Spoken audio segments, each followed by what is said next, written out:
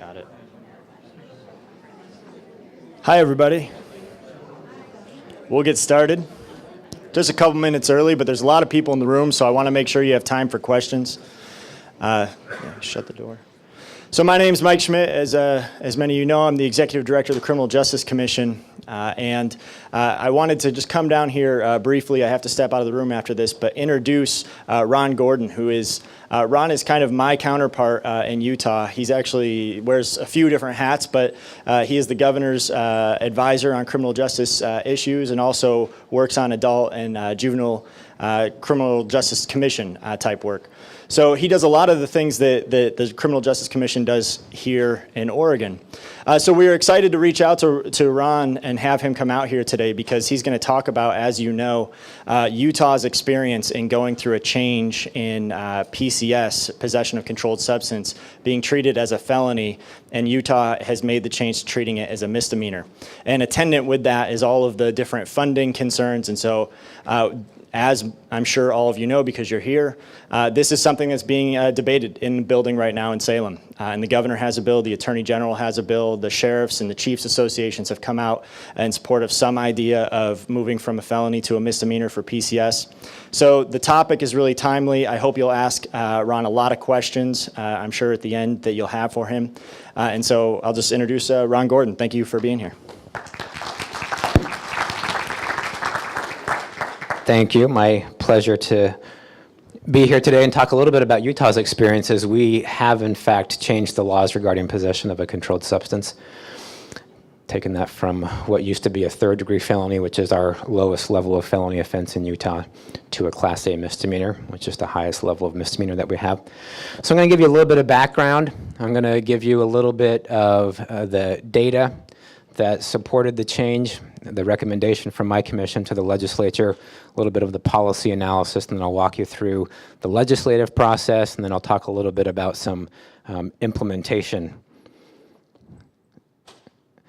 In 2014, in his State of the State address, our governor called for a comprehensive review of the criminal justice system. That's what really launched our JRI effort. So this was January 2014.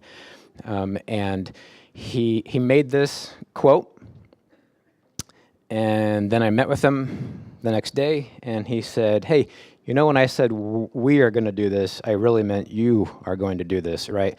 So I said, yes, sir, I know, and this could get me fired really soon, or this could get me fired not quite so soon. I mean, it was a big undertaking. You know that it's a big undertaking to go through a comprehensive review of criminal justice system. By the way, we just finished doing the same thing in our juvenile justice system, and our legislative session is active right now, and we have a bill before them that would do some pretty comprehensive review changes in our juvenile justice system as well. So this is my commission. I'm sure it's similar to the commission in the state of Oregon. This just gives you an example of some of the representatives who are actually voting members of our commission. Our process was probably the most open process we have ever had. Our meetings are open and public anyway, but we had subcommittee meetings that were attended by 50 or more members of the public, which has never happened in our 30-something year history. So there was a lot of interest in the issues. There was a lot of participation in the issues as well. Okay, so here is the summary of the penalty change. Prior to October 1, 2015, possession of a controlled substance was a third-degree felony, which third-degree felonies in Utah are punishable by 0 to 5 years in prison. In Utah, if the judge wants to order prison, the judge just says, I order you to prison for a term of at least 0, not to exceed 5. So the judge doesn't actually order the specific commitment period. That's determined by our Board of Pardons and Parole.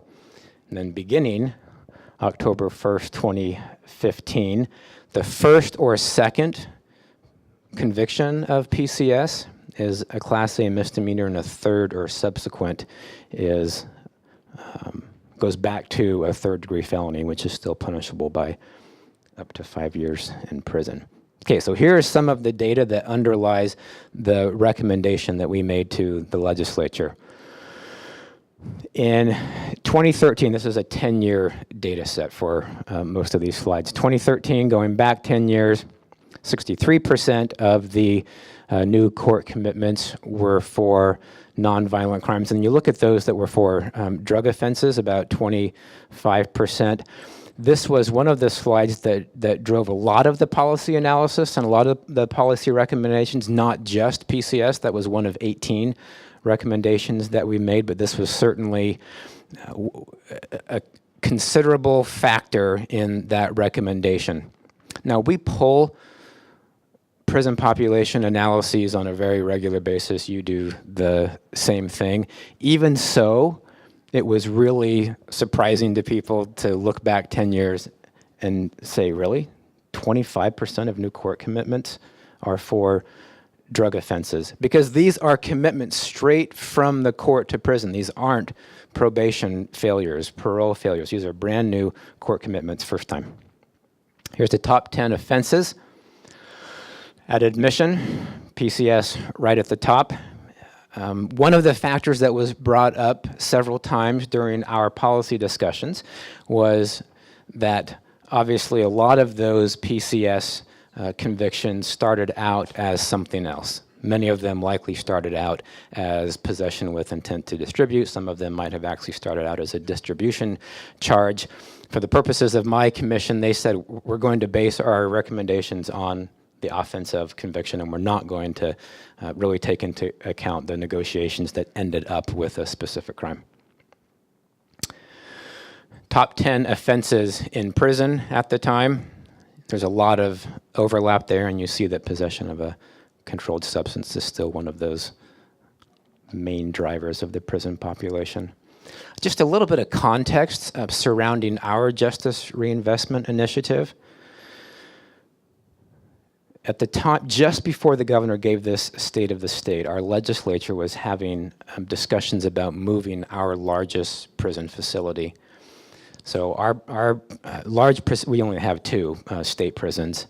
The largest one is about 4,000 beds. It's located in Salt Lake County, which is the most populous county in the state of Utah, and it's in pretty bad shape.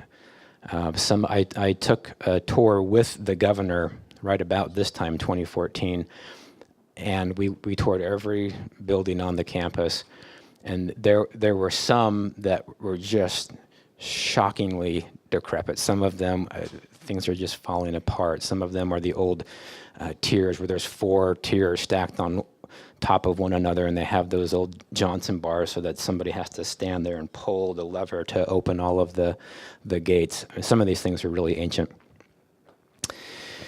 So there was discussion about relocating the prison. Oh, and by the way, the land on which the prison sits right now is pretty valuable land.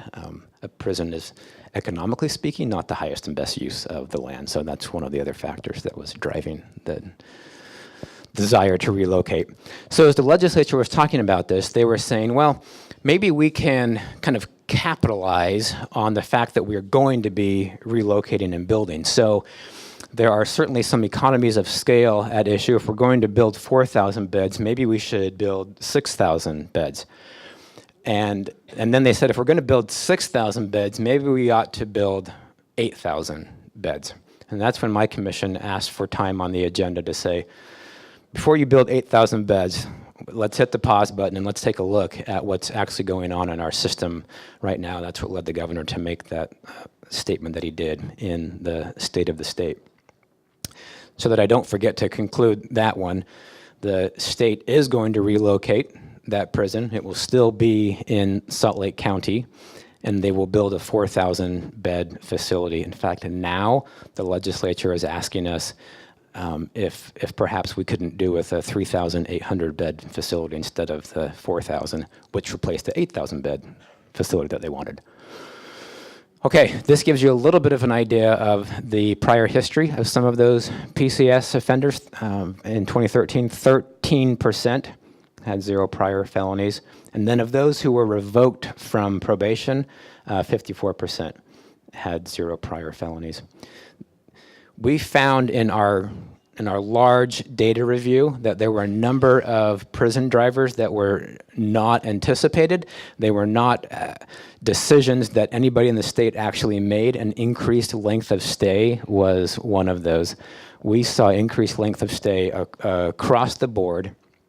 The cell around which I have the orange or red box just shows that the third-degree possession offenders, and the rows there are criminal history rows. So this is the lowest criminal history. This is second to lowest. This is where an awful lot of these two are where an awful lot of the PCS offenders would fall. A 32% increase in the length of stay for third-degree possession offenses, and it was not driven by any kind of policy discussion that those individuals needed to stay longer in prison. It was just one of those things that happens over a period of time.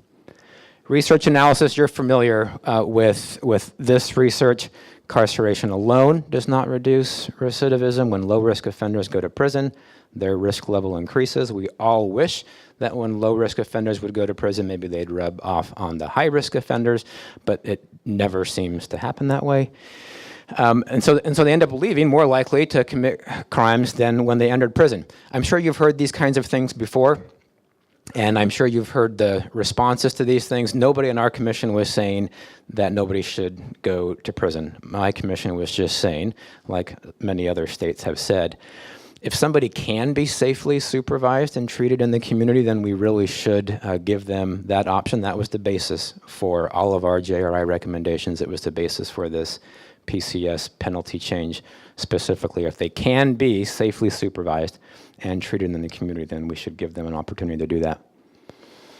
There was another pretty significant shift in Utah that took place at the same time, and that was that supervision would be based on risk level instead of the title of the offense.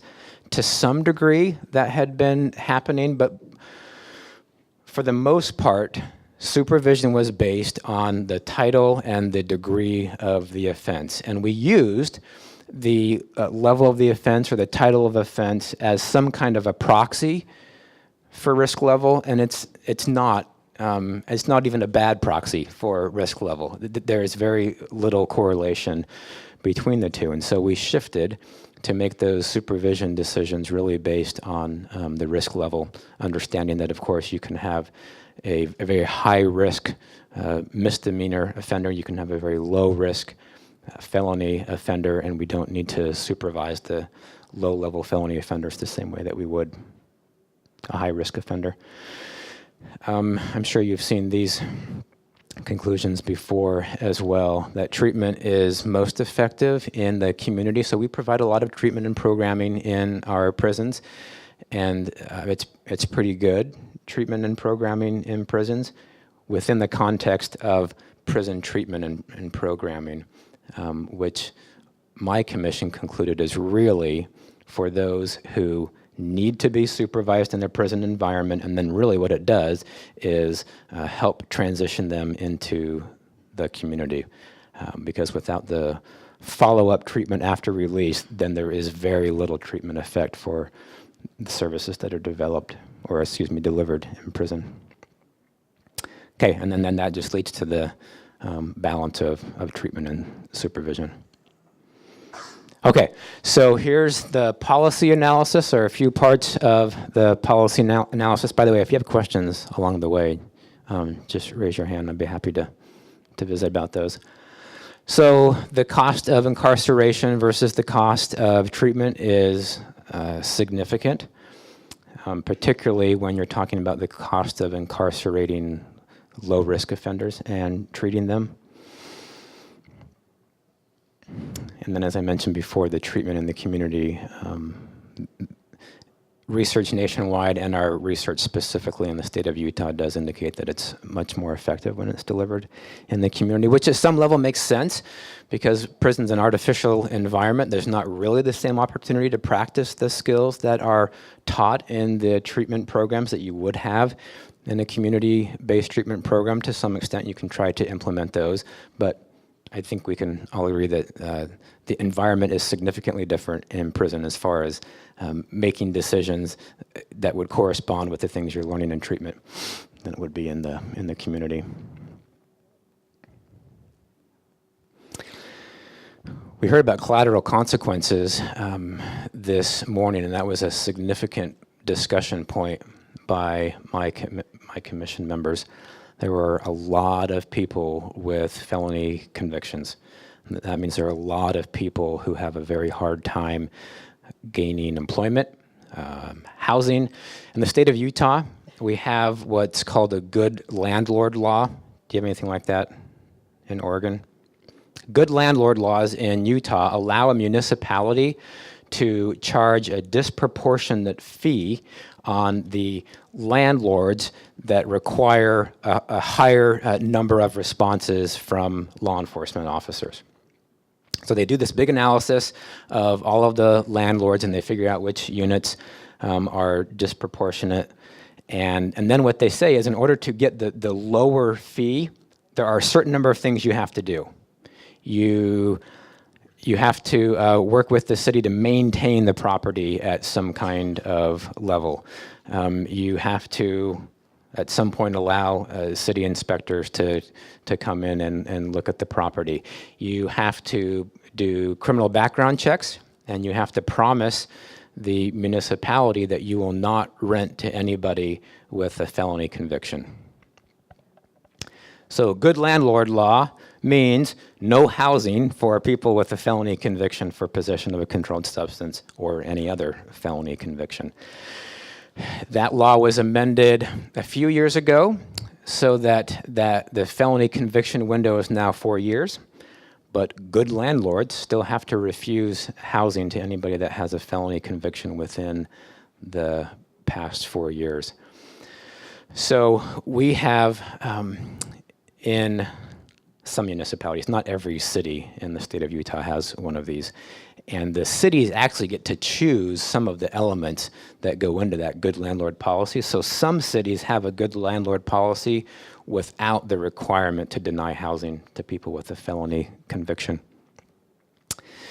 But in this attempt of the legislature and municipal leaders to really put the licensing fees on the landlords that were using this city services the most, we have made it even more difficult for felony offenders to find a place to live. The program was started in the city of Ogden, which is just north of Salt Lake City.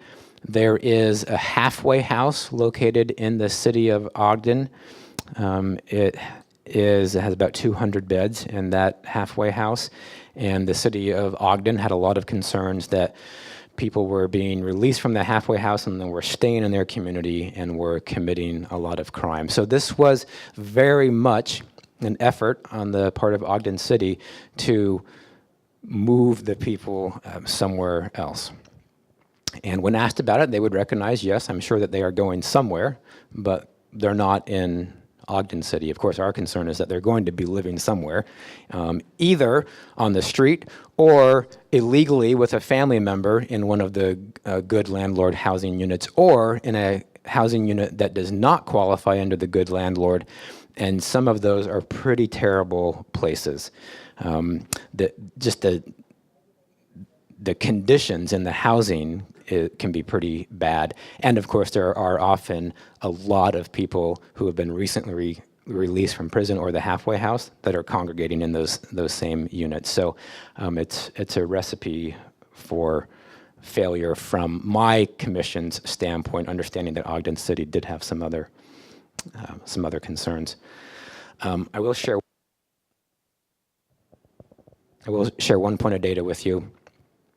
If you promise you won't tell Ogden City that I shared it with you. So they're concerned that they have a disproportionately high number of felony offenders in their city because of the halfway house. We've actually run some analyses, and if we were to return everybody to Ogden that lived in Ogden at the time of their conviction, they would have more felony offenders than they do right now. but they still have the good landlord law in place. Okay, so responses from stakeholders.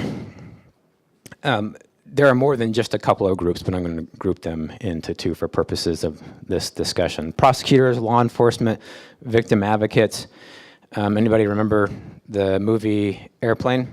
I got to tell you, when I was making this presentation, I had kind of this mini identity crisis, because I used to be the person who would go to these kinds of conferences and someone would show a clip or a picture from a movie, and I would be the one who was too young to remember the movie. And I'm thinking, oh, this is great, because this is what some of those stakeholders were thinking. Surely you can't be serious. And then I thought, oh, I wonder if there's going to be people there who don't remember that. And I realized I've just gotten old. So this character is asked by Leslie Nielsen's character if he can fly and land the plane, and he says to him, surely you can't be serious. And then the response of Leslie Nielsen's character, and quit calling me Shirley. That's right.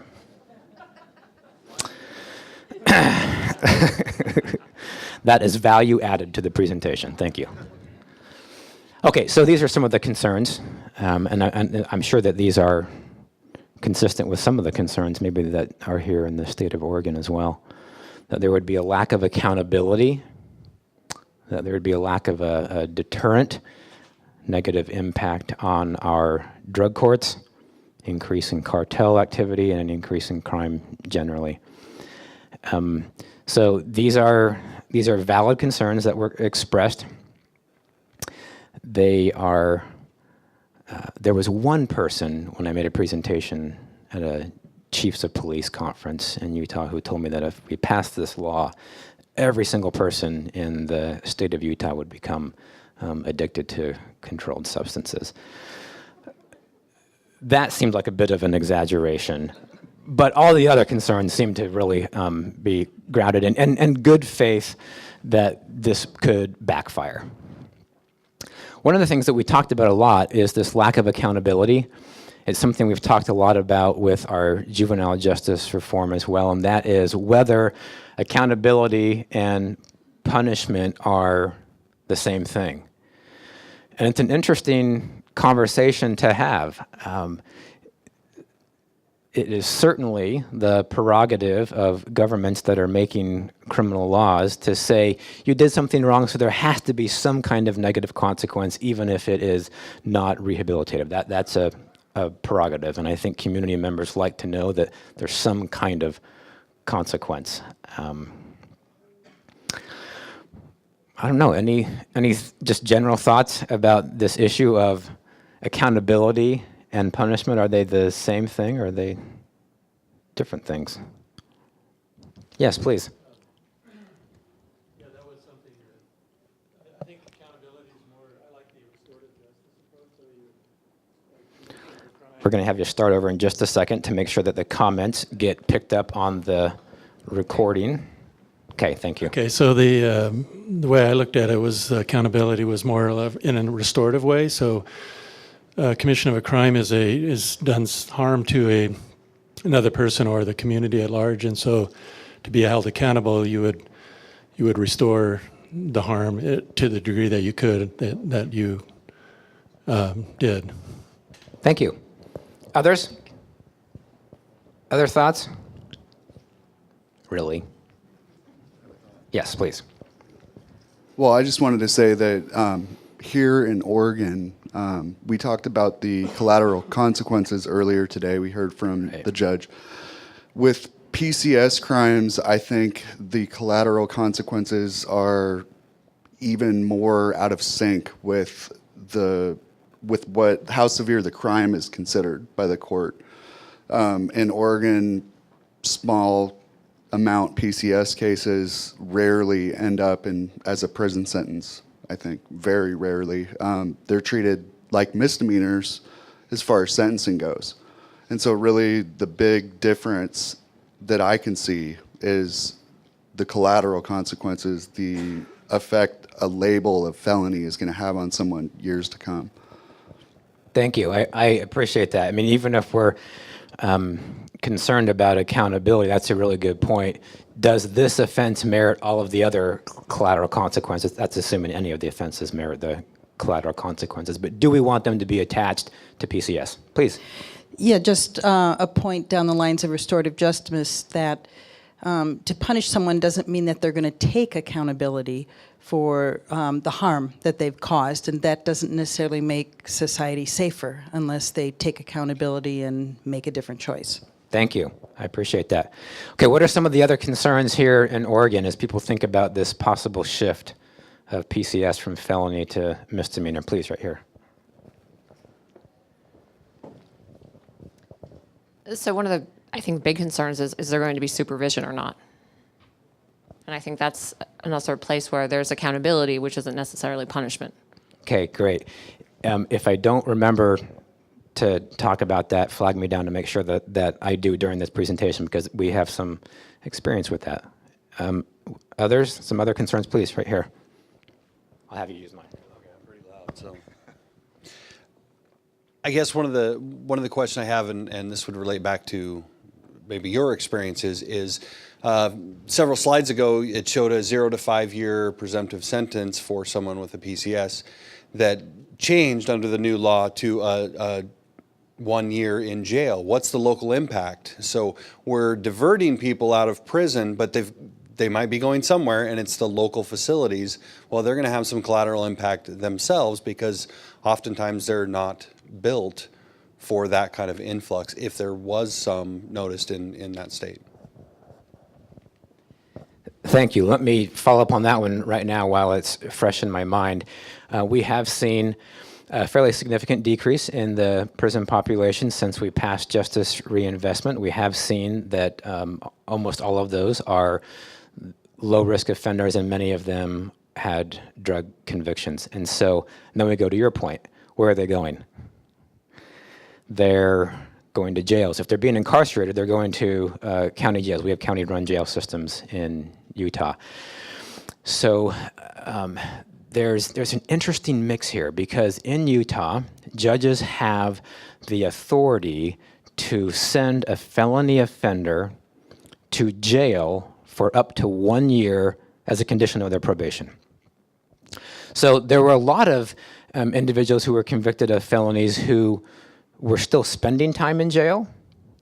The difference from the county perspective is that the state pays them when they're there on a felony conviction as a condition of probation. The state does not pay them when they are there for a misdemeanor conviction. One other component of our JRI was that we reduced the penalty for a couple hundred misdemeanor crimes, from a B to a C, and Class B misdemeanor to a Class C misdemeanor, and then many from a Class C misdemeanor to an infraction. We went through our entire code, looked at all of the misdemeanors, and I'm sure you've had similar experiences. People were just shocked at the things that could potentially land you in jail. So we reduced penalties for an awful lot of misdemeanor offenses. Now, some of that was a bit of an offset, frankly.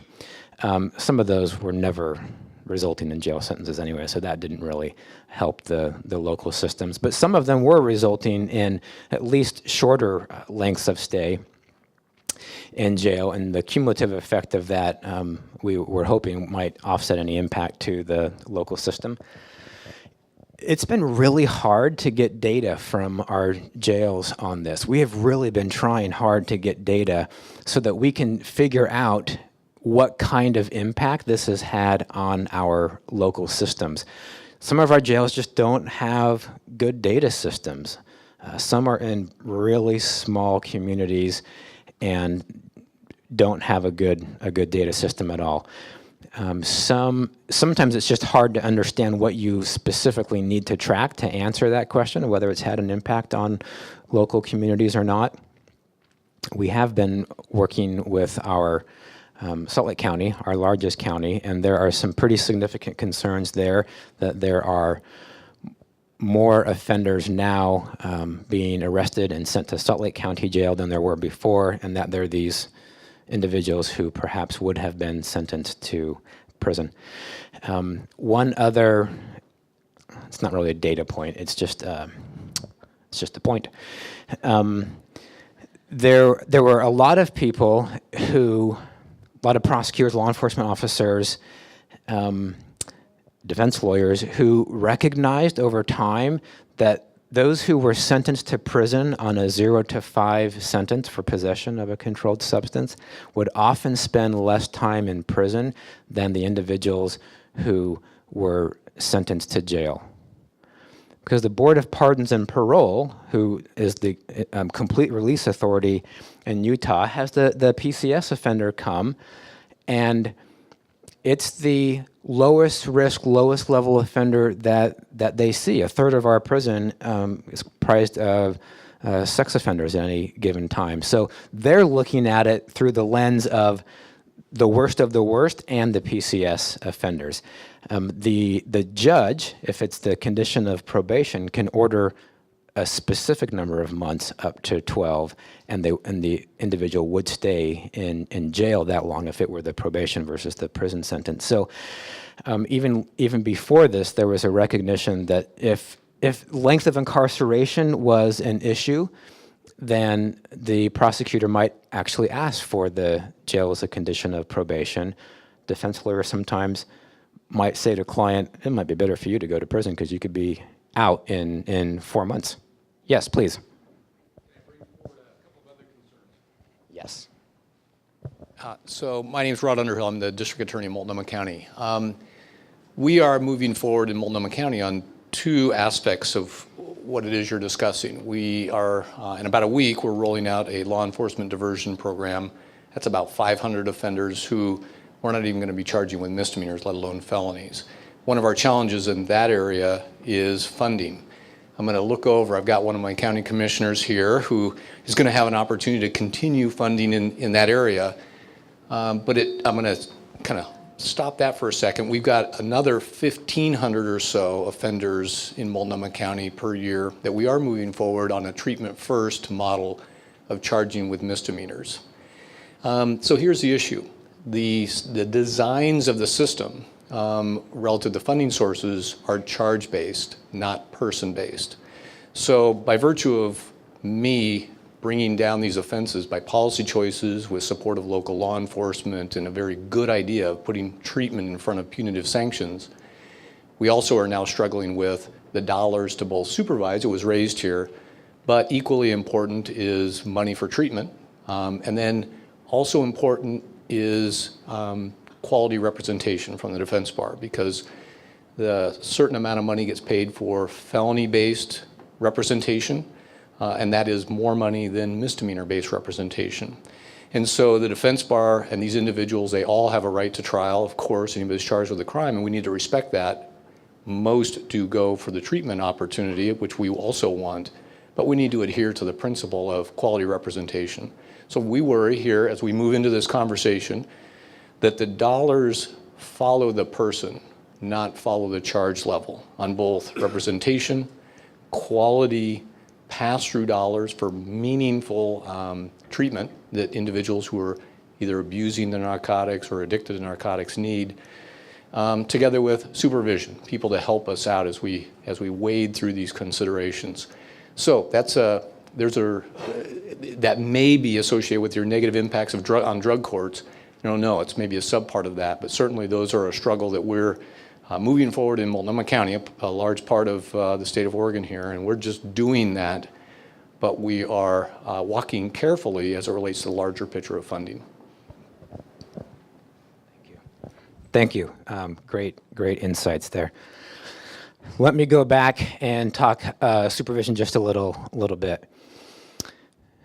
In Utah, historically, our Department of Corrections, our State Department of Corrections, would provide supervision for all felony-level offenders, and then for some Class A offenders. There was a time when they also provided supervision for Class B offenders. That time has long since passed just because of resources. And then I mentioned that it was changed to a risk level. And so what has happened now in Utah is that there are some Class A misdemeanor offenders who are being supervised by our State Department of Corrections. There are also some third-degree felony offenders who would have been previously but are not now. So what we end up with is concerns from some of our local authorities. A sheriff might say, so low risk, a felony offender, yes, but still a felony offender, and you haven't given me additional resources to supervise. There's been, so the counties have concerns about that. The counties have concerns that some supervision burden has been shifted to them. One of the interesting parts of implementation has been trying to strike that balance on the level of supervision that's really necessary. For some of these individuals, the policy was, don't supervise them very much. And it's easier, I don't know if it's easier said than done. It's a difficult change to make. If somebody really is a low risk to reoffend, then our recommendation was, state, you shouldn't supervise them as closely as you do other offenders, higher level of risk to offenders. And we weren't asking the counties to supervise them, but you could certainly understand the concern that counties would have if these individuals are not under active supervision. So that has been something that has been a bit of a concern in Utah. We only have one county in Utah that has a county probation department. That's Salt Lake County, the most populous county. They're the only ones that have county probation. There are a couple of other counties that have started actually started developing some probation supervision. Weber County, which is a couple of counties north of Salt Lake, Utah County, which is directly south of Salt Lake, have looked at developing a county level probation.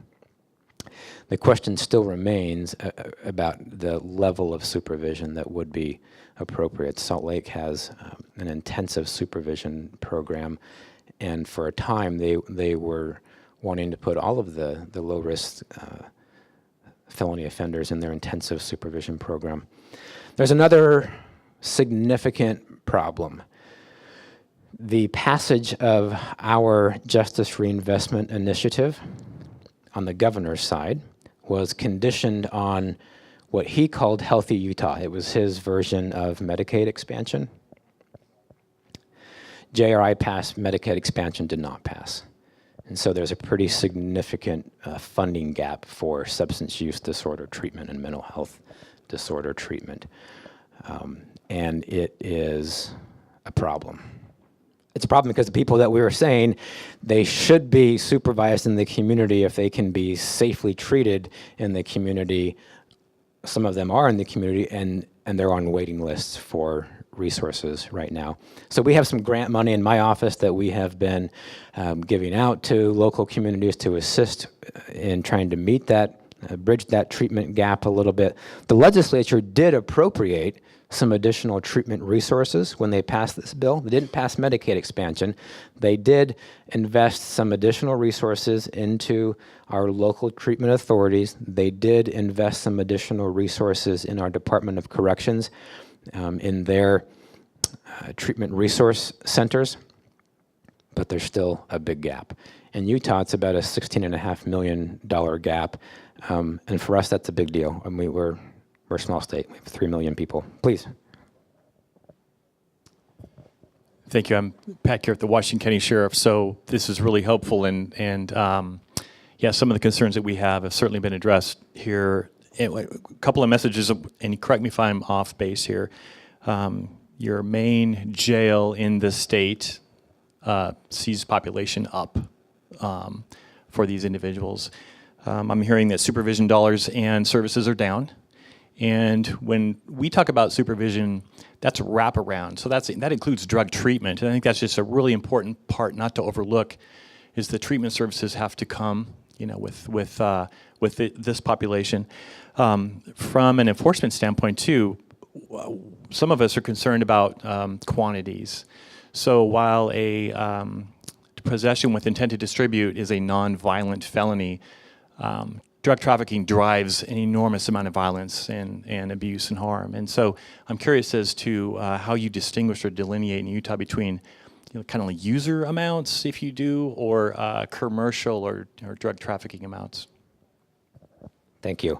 I'm going to go back to a couple of the points you made just to clarify. Salt Lake County is saying that the number of individuals being arrested and booked is higher now. We don't have data. We have been asking for that data. We don't have it yet.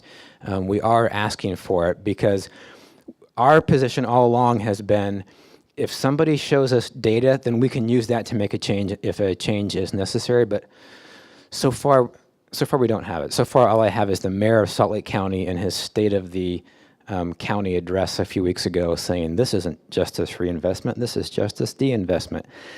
I've asked him for his data. He has yet to give it to me. Supervision, or no, treatment resources. Treatment resources, that the amount of money that we have in the system has gone up, but it doesn't meet the needs.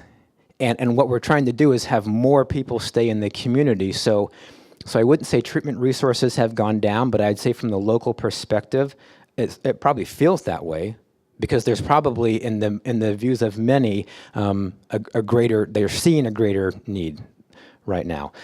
We are working through the legislative session right now to bridge that gap. I'm hopeful for a pretty significant general fund appropriation for substance use disorder treatment, mental health treatment, to help bridge that gap.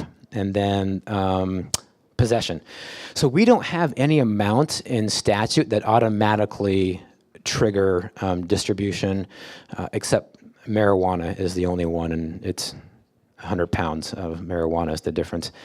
Now here, we used to have a staggered scale on that, and that was not part of our JRI bill. That was actually, the prosecutors came to us and said, we just want 2, and it will be default if it's 100 pounds, and if it's not default, we will use whatever evidence we have to make a case for possession with intent to distribute. So it's based on the law enforcement investigation, and it's based on the prosecutor just being able to prove this looks like more than personal use amounts.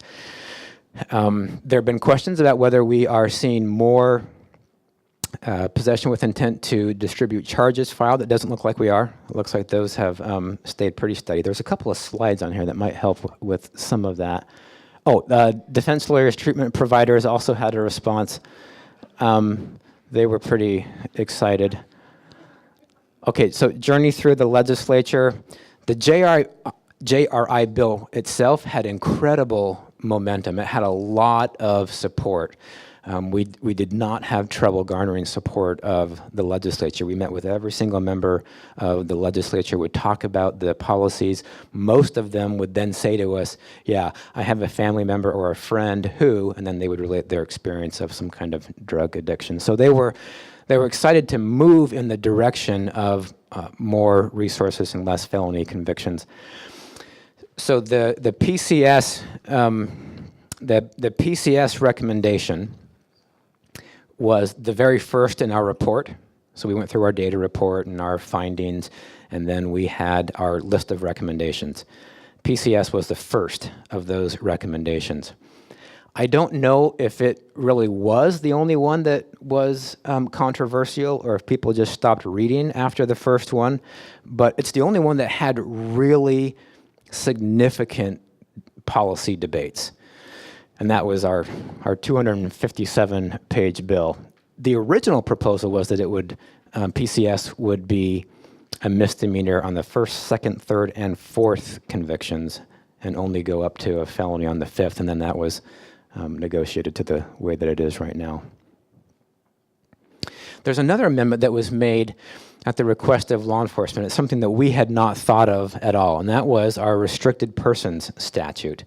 An individual who's convicted of a felony offense is restricted from possessing a dangerous weapon.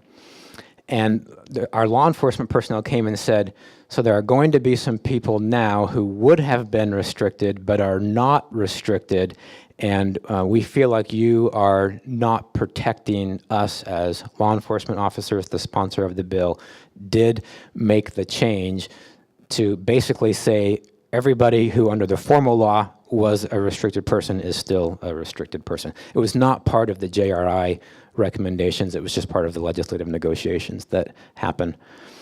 Okay, so we talked about drug courts. Here's the data that I have on drug courts. If you start over here, this is FY 14, 15, and 16. So we're looking at admissions and clients served. So you see that in 16, which is the first year of JRI implementation, there were more drug court admissions than the prior year, fewer than 2 years ago, and the number of clients served has remained fairly stable over that time. So when we looked at the raw numbers, we said, okay, so I don't understand why people are still saying that drug courts have been negatively impacted, because we were hearing from our local communities that they had been.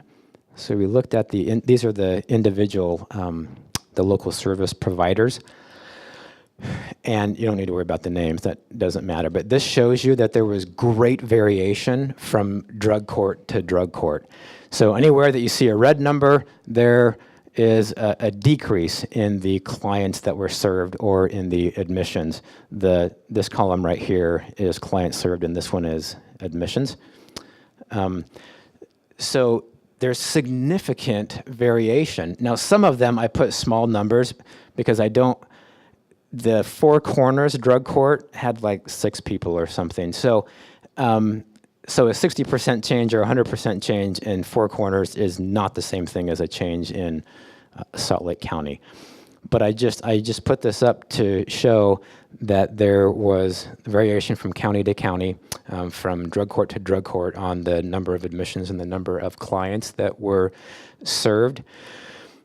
Some of that could be related to an unwillingness of people to participate in a rigorous drug court program if it was just a Class A misdemeanor that was on the line. That is something that we have heard from our prosecutors around the state.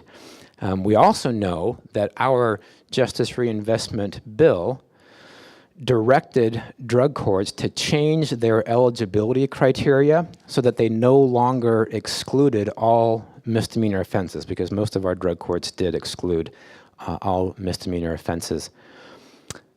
That's been the law for 2 years now, but there are still a lot of drug courts that have not done that exclude all misdemeanors. So there's not even a chance that the PCS Class A offender can go to that drug court. The law said it has to be based on risk of the individual. They're still allowed to screen out violent offenses or sex offenses, but they can't screen out all misdemeanor. Well, they're not supposed to, but some of them still do. So there are some implementation problems with some courts just not changing the eligibility criteria. There might be some problems with some individuals saying, I'll just go to jail. We don't know. We don't have data to support that yet, because it's new enough that all we have right now are these numbers. I can get you more information in a year or two. That might be helpful. But you have to make a decision before a year or two. New court commitments. For PCS, this should not be a surprise to anybody that went down significantly. This is an interesting chart. It just shows possession of a controlled substance filings over about a 10 or 12 year period, with the green line being misdemeanor and the orange line being felony. This is what we would expect if you change the penalty for possession from a felony to a misdemeanor. They would become almost an inverse of one another, with the vast majority of filings being misdemeanor and felony under the new system. You also see, though, that we have continued a trend that we've had for a few years. And if we went back all the way over here, you would see that this trend has been increasing over a number of years. So we're filing more possession charges now than we were last year. And last year we were filing more than we were the year before. So the trend line is exactly the same. It hasn't markedly jumped, but it also hasn't improved at all over that 1 year of implementation. We don't have our official FBI crime report data. So what I have here are some arrest trends, which are not the same, I know, but it's what I have, so I'll share it. It shows that the arrests for the person crimes is relatively flat. For property crimes, relatively flat. We see that increasing trend line for the drug offenses, and that's the same thing that we just looked at on the prior slide. So there has been an increase over the past several years for drug crimes. That has continued to be the case, but we haven't, at least in terms of arrests, we haven't seen an increase in arrest for person or property crimes. And we should have our official report data here very soon, and we'll analyze that and see if that's any different. Court case filings, similar. Here's person in the red, property in the green, pretty stable, and then you see in the blue the drug, which continues that trend that we've had for the past several years. These are successful discharges from probation, so we have seen an increase in the percent of probation charges that result with successful versus unsuccessful. That was encouraging. I talked about this, the shift based, the supervision based on risk level. This shows the supervision by the state of Utah by risk level and by Class A and felony. So that number right there means that in FY14, the average quarter had 19% of low-risk people being supervised by the state, and now it's 13% being supervised by the state. You see that the total number of individuals supervised is it's up it's up just a little bit if you look at FY14 and FY15. FY16 is up just a little bit. One of the things that we are experiencing right now is a reluctance on the part of some judges to terminate probation when the individual meets the new statutory criteria for terminating probation. So in our bill, we had some criteria spelled out. If the individual is compliant, is successful, and is advancing in their case action plan, meeting the goals that are established in their case action plan, then probation could be terminated prior to the default 36 months. And there was kind of a day for day that they could earn. So there have been a lot of requests for termination of probation. There haven't been as many granted, and there's a reluctance on the part of some of the judges to do that. Please. Which is the risk tool? This is the LSI is the one that we use in Utah.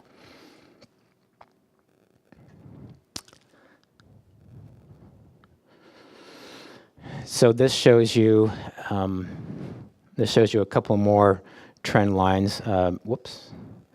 Some probation supervision again by felony and by Class A. So this gives you some actual numbers of the individuals who are supervised in each of those categories, with the blue numbers being felony supervision. So that's up it's actually down from the prior couple of years. And then you see the misdemeanor supervision has gone up somewhat significantly, and that's based on the risk level instead of just the plain offense level that it had been for years prior. Okay, just a few kind of final thoughts, maybe summary. Policy change is different than culture change.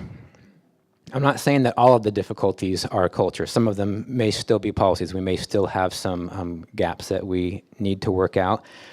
As hard as it was to prepare the bill and prepare for the bill to be introduced in the legislature to make sure that we had met with everybody, you've done something like that here. That's a big, big lift. And it turns out it's nothing compared to culture change. Implementing culture change is a really difficult thing, and it doesn't take a legislative session to implement culture change. It takes years to implement that. So we're still actually really early on in our implementation phase from a data standpoint. I think we should have answers now, and my researcher gets frustrated with me because he says this is really, really early from a data and statistical standpoint, so I have to kind of back off a little bit. Policymakers still very much like the idea of having fewer felony convictions for people with substance use disorders. They still are very supportive of that. They are also hearing from their local authorities that there are problems, and most of those problems stem from that we talked about earlier, the treatment gap. We have a lot of elected officials telling us, believe me, we're supportive of the idea, but you have got to get us the treatment resources that you told us were going to come. Law enforcement prosecutors continue to be nervous because of this. And so many of them are worried that if that doesn't materialize, there will be failures, which is probably true, frankly. If we don't deliver the services that the whole thing is based on, we should expect to have more problems. As I said, we're working through our legislative session right now. I am hopeful that we'll have a significant investment in treatment. I won't know for sure until midnight on March 9th. That's the last day of our legislative session. I think we have just a couple of minutes before we're done. So any final questions?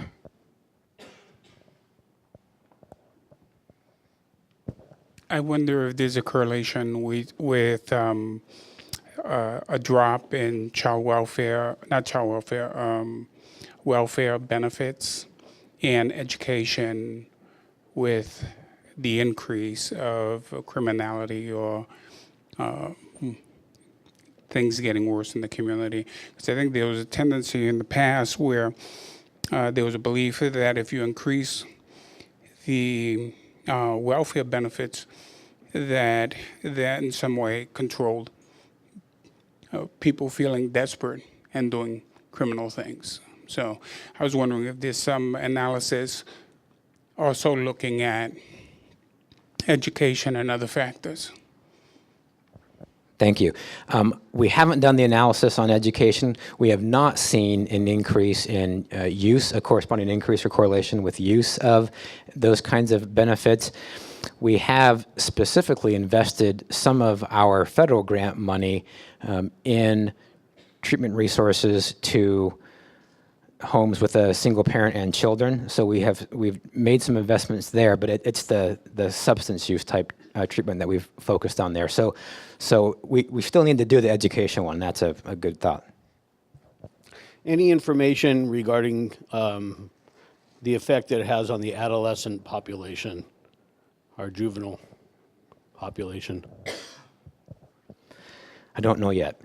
We haven't had the results yet from our survey that we do every other year of our junior high and high school age children.